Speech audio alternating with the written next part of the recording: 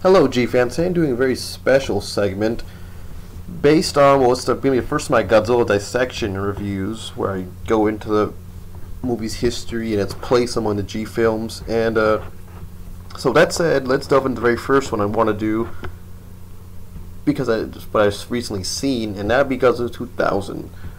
Known in Japan, I believe, as Godzilla 2000 Millennium. Now, this movie has a history of basically being, Japan's answer to the 1998 travesty that was supposed to be Godzilla but failed to be so. And so Japan, within their good old year production time, they gave us Godzilla 2000, and from there it started the alternate reality series, or Millennium series as most popularly known as, I suppose, or Shinsei era. In any case, it started that wave of movies. And so up until Godzilla 2014, it had been a total of 14 years since a Japanese Godzilla movie had been released in America, and that last one was Godzilla 2000. Now, the big stigma with Godzilla 2000 is that there's a lot of debate between the Japanese cut and the American cut, and here goes the basic pros and cons people always argue about. Now, a lot of people actually like the American dub. They say that it keeps you interested. The pacing's a little bit better because the movie's a lot shorter. I believe there's an 8-minute difference. I think American has 99 minutes and the Japanese version is 107 minutes. So yeah, about an 8-minute difference, which is a whole lot of footage getting cut. Also, a lot of footage gets moved around and whatnot. The sound effects, all of them are revamped. I noticed a lot of things watching Japanese cut.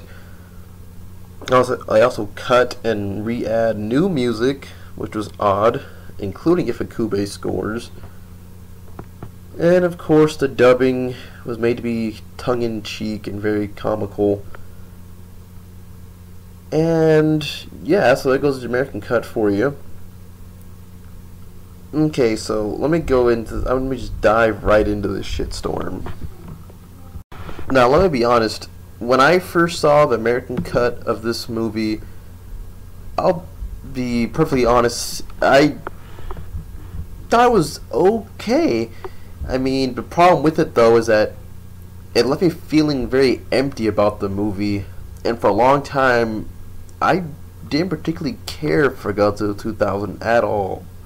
Sadly enough, it was one of my most least watched ones.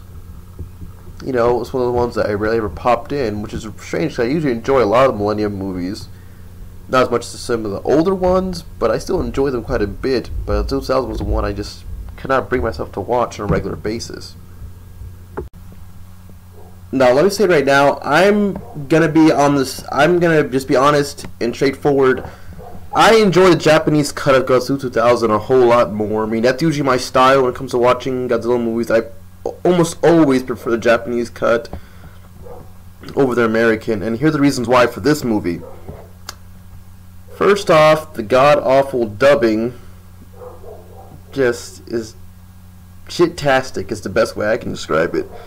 It was just really annoying, and I know the commentary, you listen to the commentary, and the supposed idea was that not only would it keep the audience entertained, but also it would sound more natural. But to me, it just seemed like this is so forced and just unnecessary. I mean, you could have dubbed it without all this garbage. Yeah, all the jokes, some of the worst ones to me, I think, I don't know. I'm trying to just decide the worst ones. I don't know if it was Crap Through a Goose or Great Caesar's Ghost. To this day, I have trouble finding out which one was the worst one. But yeah, they were pretty awful. Now, another big thing they did, a lot of this whole added music and added sound effects. For one thing, I was not a fan of a lot of the sound changes they did, because first off, you notice Godzilla and Watch Godzilla 2000, they keep adding, in America they add a little bit, just little bits here and there, but they do add that Zilla roar from Godzilla 1998. Now, some people may not mind that. I just couldn't. I did not like it at all because that roar does not match the physique and the look of the Godzilla 2000 suit. So when you hear that Zilla roar coming out of it, just like, huh? That doesn't really fit, but okay. Ew. And it's just awful. And then there's a whole thing with Orga. Now, Orga's a monster. It's not really a bad monster. It's a monster that it's not my favorites, like I said, but I didn't like him so much in American Cut because they added those annoying sound effects. Now, normally I wouldn't. To me that's kind of like that's just overdoing it. When you compare the footage from the Japanese cut introduction of Orga to the American, I hate to say it and sound like such a douchebag, but the American cut just so much overdoes it. If that grammatically makes sense, they overdo the appearance of Orga. Because I'm gonna get to that in a minute, the music specifically, but in the Japanese cut, when you see Orga, it's nice and ominous and quiet, and the music doesn't overdo it. Orga doesn't have this loud bellowing roar that just doesn't really match. And best of all, it's really, just like I said, quiet and mysterious. Whereas in the American cut, it's just like bum bum bum bum, and then for some reason they decided, oh, let's ramp up the music right here. So they decided to do. I guess they had their own separate composer come in and do some rewrites of old Ifukube pieces, which were, while kind of cute, were still out of place. I mean, why am I hearing Godzilla's theme for this Orga creature? You tell me. Not to mention, it didn't sound very professional. It sounded very, I don't know, very low-tech, the way they did that score right there for Orga's appearance when they used the Godzilla theme in the American cut. It just didn't hold together to me. It was just like, yeah, that was okay. I like how he did that there. And Japanese, when I watched it, it just felt a lot better.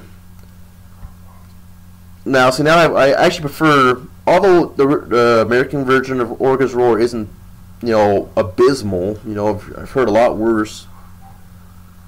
I just prefer the original roar, honestly. It just makes you feel like a different type of creature, a lot more subtle and subdued instead of just being over the top. Which, because the next thing I really hated about this one, the music they tried to add. Now, admittedly, I'm not really a fan of Takayuki Hattori's work. He also scored Godzilla vs. Space because it's the only one he ever scored.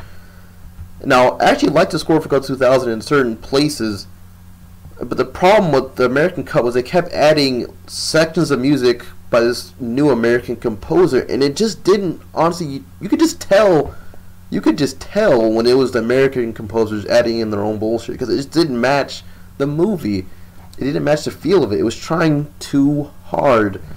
So you just sat there, everything feels out of place, and you just don't get into it like you do in the Japanese version. And then, of course, comes the conclusion where, of all things, they have Rodan's theme playing as Godzilla torches the city with his breath, and once again, it just sounds very cartoonish and, like, dare I say it, almost video game-like. Like, not powerful like in the show films where it was originally played for Rodan, like, dun dun dun dun dun dun dun dun dun dun. No, it's more like,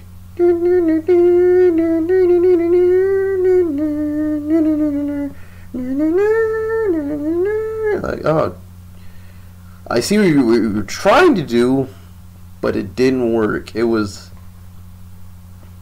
just bad. Just very bad.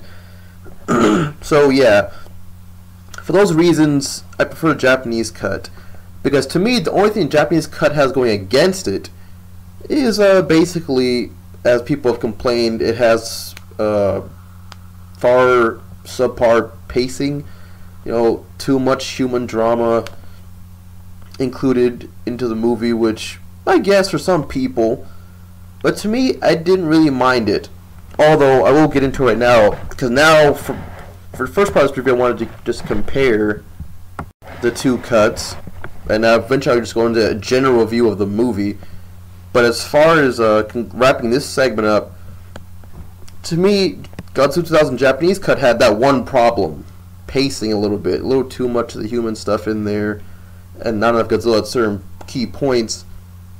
Whereas the American cut had a slew of problems that made it damn near unwatchable to me. Unfortunately, I hate to say that, but I almost can't. Once I saw the Japanese cut, I knew I would never go back to the American cut ever again.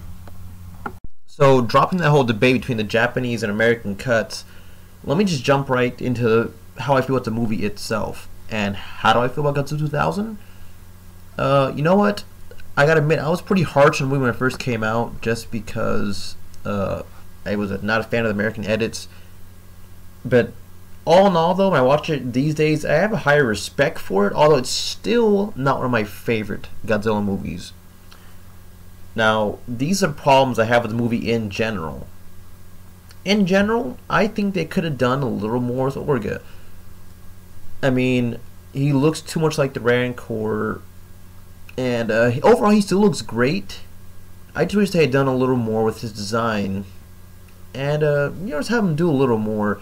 I mean, basically his whole point in the movie is to take a beating and keep coming back for more, which I guess that's something, but coming off the slew of villains like Destroyer and great villains like Space Godzilla and Mecha Godzilla and King Ghidorah from the Heisei era only a few years before, it's hard to try and counteract all that with an Orga, who's very plain, doesn't really do much. But I do like the fight in general. It's not one of my favorite fights, but it's still a pretty decent fight that they have. Although I do wish, once again, that Orga's hands were a little more mobile instead of always in that little sloth-like, gorilla-like, walking thing. I wish he did a little more with his hands. But, he's an alright monster. As for Godzilla 2000 design, or I should say Godzilla 1999 design for Japanese release date. But yeah, it's not one of my favorite suits, but I highly revered the Godzilla 2000 suit just because it's supposed to be based off the 1962 from King Kong vs. Godzilla suit, and for that reason alone, I could just see the similarities. And they did a great job with it.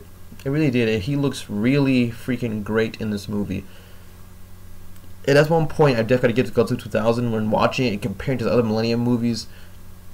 It did what some later ones, like Godzilla against Mechagodzilla and Tokyo SOS would fail to do, and especially Final Wars, but they had Godzilla and human interaction, which to me, in the modern era of Godzilla movies, that's so key, which is one thing Godzilla 2014 got so right. You had the moments where Godzilla and the humans, they met eyes, they interacted, and it feels great. You get that massive sense of scale, and you get a sense of character and depth, and it just adds to the realism of it all. I know it's a monster movie, but that still counts for a lot when it does happen.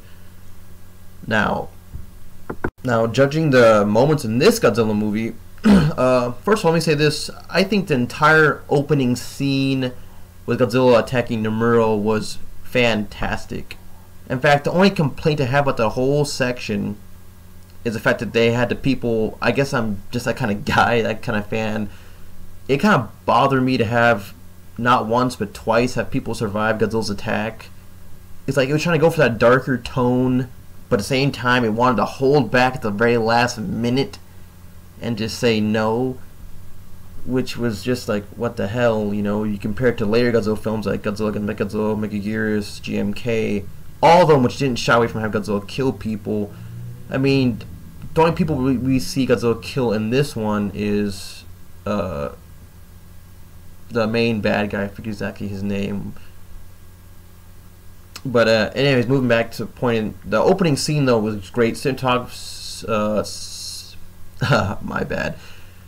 The cinematography was great. They had Godzilla like in the darkness of the city losing power. The music, the opening Japanese score was fantastic. It was really ominous, which is what the whole tone of the movie was going for, which you don't get from the American cut. But I digress. The opening scene was great. I loved the whole car chase scene. It was awesome. Now, one of the main things I kind of liked it, but also didn't like, was the whole relationship between Godzilla and the main bad guy. And mainly for the point because it was trying to emulate what was done in Godzilla vs. King Ghidorah with Mr. Shinoda and Godzilla. But the thing is, there's a key difference between those two things. And that was the characters in Godzilla vs. King Ghidorah actually had a history together. You know, Mr. Shinoda actually has life saved by the Godzillasaurus, but he was helpless to save him back in 1944, so he had to let him die. And then Godzilla carried that vengeance all the way with him to the new age, the 90s, and their relationship finally culminated in death for the human. Which just showed, you know, it was Godzilla's classic trait of always coming back to finish what he starts. Now, Godzilla 2000, I guess you could say he was trying to do that on one level because I guess that was the enemy, the man who tried to hunt him down the most. But the thing is, we're never given a reason why this guy hates Godzilla so much. I mean, I guess you could say in general because he's a giant monster and whatnot, but he just doesn't have enough going for him to really convince me of, like, just why he hates Godzilla. I mean, we've seen characters like that before in Godzilla vs. Space Godzilla. General Oso in general was the guy who was really obsessive with hunting down Godzilla. In the Heisei series, and you see it later on in the Blame series, they just didn't build him up in the right way for me. But yeah, overall though, I still enjoy that scene, although it's not quite as powerful as it should have been. Now, moving on to the human drama scenes, I think they're actually alright. We think about Japanese, I think could have cut some of those things out, and if the American cut had just done that, cut some of those scenes out without having to get really cheesy with the goddamn dubbing, I guess I would have respected it a whole lot more. What can I say?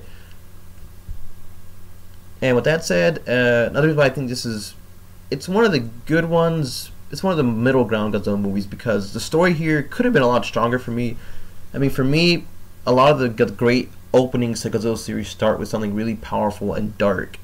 Things like Godzilla 1984, things like the original Gojira, those things are great openers to the movies and the era they represent, and they carry on that tone. Godzilla 2000 had a story that was, I guess I could just say it was okay. This whole bringing back aliens, which we hadn't seen since the 1970s. Lord forbid, they actually decided to do that again for some reason. And it was kind of interesting, but just not the kind of story I wanted for a rebirth tale of Godzilla. You know? No one says I needed to be just like 1984 or 1954, but I still wanted something just with a little bit more behind it, and not just this whole alien shenanigans. However, you watch it in Japanese cut, a little better with that because the alien ship is a lot more ominous, and it feels less, they don't poke fun at it as much, you know, it's less silly feeling. Japanese cut helps that out a whole lot more, but still, at the end of the day, it comes down to a simple movie about Godzilla fighting aliens. Which would be interesting, but they just could have done just, like I can't help but say they wish I would have done a little bit more. You know, people say you gotta do aliens because the movies, some of the most best ones have aliens in them, but the thing is, if you're gonna do that, it has to be something really epic.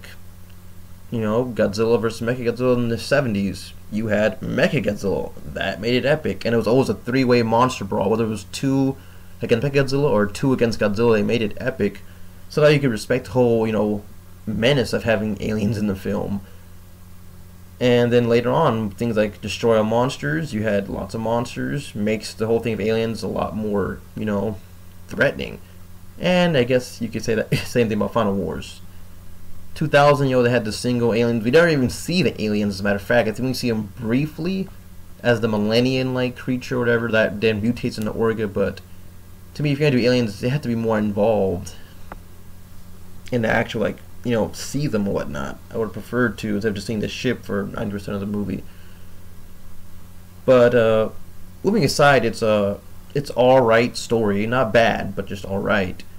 The action and special effects are pretty top-notch in this movie for a Millennium Godzilla movie. Even though there are 1 or 2 shots I did not like, personally, because you were using CGI or bad cutting and pasting looking type effects. Mainly talking about Godzilla's walk on that beach. And other scenes, like the bad CGI Godzilla swimming, but, you know, it didn't really bother me too much. It doesn't drag the whole movie down or anything like that. Because overall, special effects in this one are really good, and Godzilla looks great. The city looks great. It's a great battle. They tear it apart. They mess it up.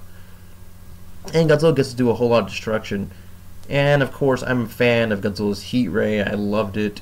I loved how it creates all this intense heat. It burns through things as he's charging it up. You just gotta love it. So overall, and not to mention, I almost forgot, the score by Taiki Hattori, I like it more than Godzilla vs. Space Godzilla 1. Not one of my favorites, but still a pretty good score. And you gotta love that somber ending. So my overall opinion of Godzilla 2000, looking back, I would definitely give it like a B. I would give it like a good 7.5-ish out of 10. It's a pretty solid film. It definitely stands up as a good Godzilla movie, just not one of the greatest in my opinion. But definitely not one to be looked down upon either. Definitely not. So yeah, that's my dissection of Godzilla 2000, otherwise known as Godzilla Millennium, and I'll be doing plenty more of these, so stick around, G fans.